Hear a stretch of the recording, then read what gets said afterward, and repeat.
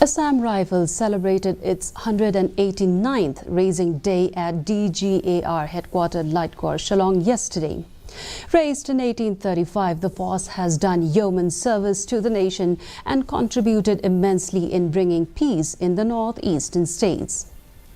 Lieutenant General P.C. Nair, DG Assam Rifles and all ranks of the force paid homage at the War Memorial in Shillong to the brave hearts who in the past have made supreme sacrifices.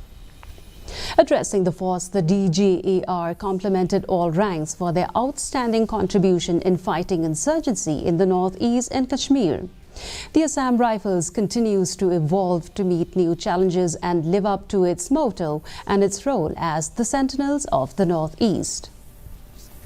Made by our great force to the nation. Through the decades in the past 2 centuries, our contribution towards nation building has been exemplary.